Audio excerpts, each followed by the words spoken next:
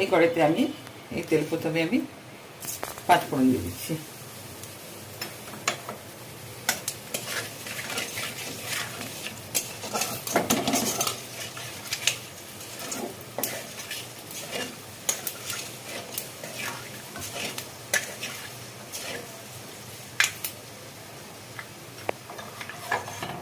এবারে পেঁয়াজ কুচানোটা দিয়ে দিলাম।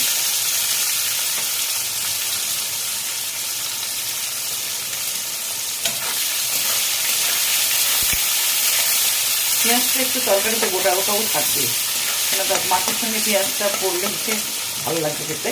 কয়েকটা কাঁচা লঙ্কা দিয়ে দিচ্ছি আর রসুন বাটাটা দিয়ে দিচ্ছি।